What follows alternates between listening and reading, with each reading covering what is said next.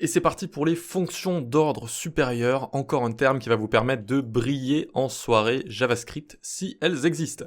Donc les fonctions d'ordre supérieur, c'est quelque chose de populaire en ce moment en JavaScript vu qu'il y a tout un attrait pour la programmation fonctionnelle, mais ça peut aussi aller jusqu'aux composants d'ordre supérieur, on va voir à la fin ce que c'est également. Mais ce n'est pas un terme, un sujet qui n'appartient qu'à JavaScript, on peut créer des fonctions d'ordre supérieur dans plein d'autres langages et aussi dans les mathématiques par exemple. Donc, qu'est-ce qu'une fonction d'ordre supérieur? C'est une fonction qui soit en prend une autre en paramètre, donc un argument, soit qui en retourne une autre. Ok? Et donc ça va nous permettre d'isoler de la logique et de rendre le code plus maintenable, plus facilement lisible et plus court, concis, avec moins de bugs par exemple. Donc ça a l'air génial, et donc on va ensemble voir une fonction qui va nous permettre de filtrer un tableau. Cette fonction existe déjà en JavaScript, la fonction filter, c'est une fonction d'ordre supérieur, et nous on va créer notre propre filter personnalisé pour décortiquer tout ça et voir comment ça fonctionne. Ok, donc on y va, on va pouvoir se créer une fonction custom filter. Alors ici je vais grossir pour ceux qui sont sur portable, alors peut-être pas autant comme ça. Ça va prendre un tableau donc, A, et ça va prendre une fonction foo. C'est une convention de nommage, foo, bar, base, etc. Dans les bouquins JavaScript, on utilise ce genre de choses. Donc ça référence une fonction.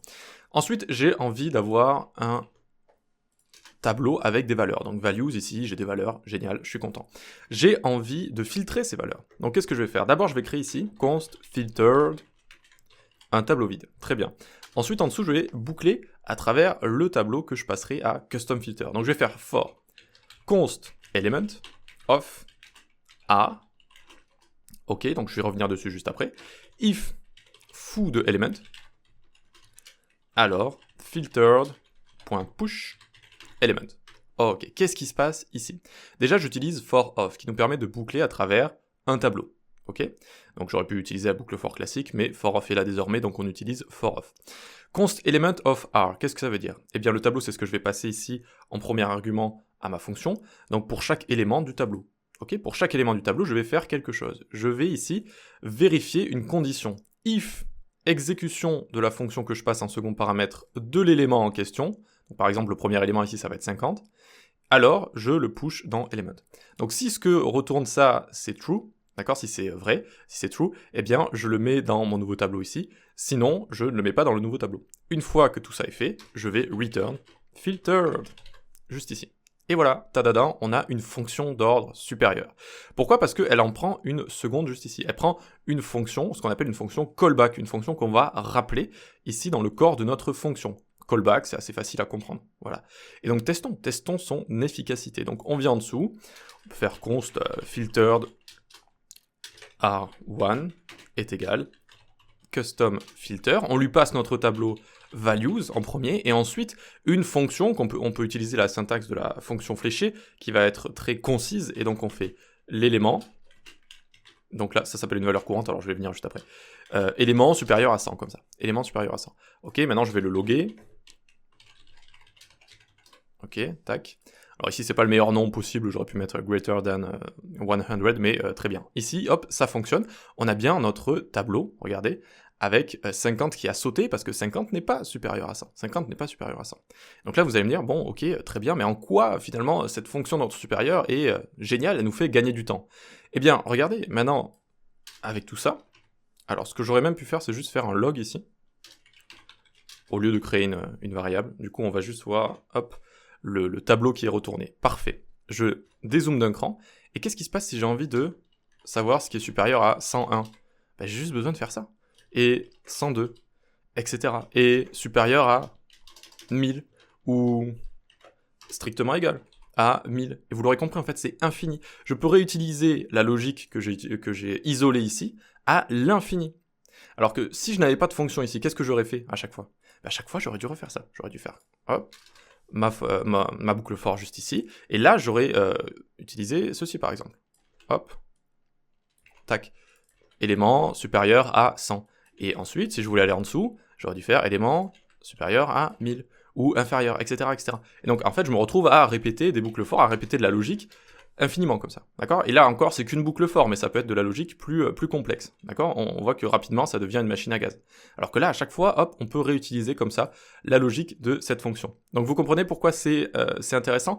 Et maintenant, vous allez me dire, bon, ok, très bien, je comprends, mais quand est-ce que je vais pouvoir repérer tout ça? Quand est-ce que je vais pouvoir me dire, ok, là, il faut une fonction d'ordre supérieur? Eh bien, comme je vous ai montré, quand il y a de la logique qui se répète, quand vous commencez à faire 3, 4, 5 filtres sur des tableaux que vous recevez sur votre application ou quoi que ce soit, vous pouvez vous dire, ça, je suis en train de le réutiliser à chaque fois. Il y a que la condition qui est en train de changer juste ici. Peut-être que je pourrais isoler cette logique dans une fonction pour la réutiliser, tout simplement. Et donc ça fait un code qui est beaucoup plus maintenable. On a notre vérité qui est juste ici, on a notre logique qui est juste ici, et on peut facilement s'y référer avec tous nos calculs juste là. Voilà, donc c'est finalement assez simple à comprendre, cette fonction d'ordre supérieur. Là, on a vu une fonction qui est passée en paramètres. Il y a également les fonctions d'ordre supérieur qui vont retourner notre fonction. On va voir cet exemple juste après. Juste avant, je vais vous mettre juste un autre exemple, juste pour la forme. Ah oui, je voulais vous montrer ça aussi. Donc des fonctions d'ordre supérieur, elles existent déjà en JS, il y en a plein qui existent déjà. For each, pour chaque élément d'un tableau. Map, qui va effectuer une action sur les éléments et retourner un nouveau tableau avec ces nouveaux éléments. Filter, c'est exactement ce qu'on a fait juste ici. Reduce, sort, every, etc., etc. D'accord? Donc, on a déjà ces fonctions d'ordre supérieur qui existent parce qu'elles sont extrêmement pratiques, en fait. Elles sont extrêmement pratiques. À partir d'une logique, je vais pouvoir faire une infinité de calculs ou d'actions ou quoi que ce soit. Voilà. Ok? Et donc, ensuite, par exemple, on va avoir une seconde, on a const string juste ici, qui est un lorem ipsum. Hop, un lorem ipsum qu'on a juste là, et disons qu'on a envie d'avoir le nombre d'occurrences du point, de l'espace, de la lettre P, de la lettre O, etc., etc. On pourrait faire une for loop, encore une fois, une for loop, et puis on va boucler à travers tout ça, etc. For off, ça fonctionnerait. Eh bien, vu qu'on répète une certaine logique, on va pouvoir venir juste ici, et créer une fonction occurrences, qui est aussi un mot en anglais, qui prend une chaîne de caractères et une fonction qu'on appelle bar juste ici. Et donc à chaque fois, on vérifie cette condition, tout simplement. Et donc attention, on teste, allons-y. Alors, je vais juste mettre en commentaire tout ce qu'on a juste ici, CTRL/, ça va le mettre en commentaire, hop. Et donc là, par exemple, combien de fois j'ai la lettre A dans ce texte? 18 fois. Et puis là, je peux le répéter, combien de fois j'ai la lettre O comme ça, combien de fois j'ai la lettre I, etc., etc. Je peux voir ce genre de choses. Encore une fois, on a une fonction d'ordre supérieur qui nous permet d'isoler de la logique, de gagner du temps, de gagner plutôt en maintenabilité, le code est plus propre et il est plus facilement réutilisable et plus facilement compréhensible également, parce que si vous avez 40 000 for loop ou énormément de logique qui se répète, c'est très embêtant à débugger, à analyser, à comprendre. Voilà, donc ça, c'est pareil, et du coup, ça fonctionne sur le même principe que la première, d'accord? C'est un peu le même principe, mais avec des chaînes de caractères. Chaînes de caractères qu'on aurait pu faire passer dans des tableaux, etc. Si on avait envie d'isoler chaque élément, mais bon, ça fonctionne comme ça aussi, on peut faire for off. Donc, très bien tout ça. Il existe également les composants d'ordre supérieur, notamment avec ce qu'on a aujourd'hui, c'est-à-dire les frameworks JS, qui sont très utilisés, React, etc. Eh bien, on a aussi les composants d'ordre supérieur. Et donc du coup, vous avez deviné un petit peu ce que c'est. Ça fonctionne sur le même principe. Et je vais vous montrer un exemple, mais cette fois d'un composant qui en retourne un autre. Alors, si j'arrive à le trouver, j'espère que je l'ai pas fermé. Ah, c'est ici. Donc ça, c'est un exemple qu'on avait fait, c'est l'authentification avec React. Vous savez, vous pouvez retrouver la vidéo très intéressante, sans vouloir, très intéressante sur la chaîne si vous voulez faire un système d'authentification avec React. Et donc ici, en fait, on est dans notre composant private ici, qui nous permet de voir si l'utilisateur va être connecté ou pas, s'il s'est déjà authentifié ou pas. Et donc vous savez, avec React, donc on peut faire toujours des composants de type classe, mais généralement on utilise des composants de type fonction depuis 2019. Et donc ici on a un composant, private, juste ici. Et qu'est-ce qu'il fait? Il retourne d'autres composants. Donc en fait c'est un composant d'ordre supérieur. Ok? Et donc pourquoi on fait ça? Eh bien d'abord on vérifie si l'utilisateur s'est connecté.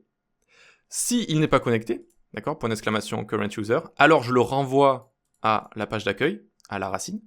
Sinon, je lui montre le contenu privé entre guillemets, on est toujours avec des SPA, avec des frameworks, mais sinon je le renvoie à la racine.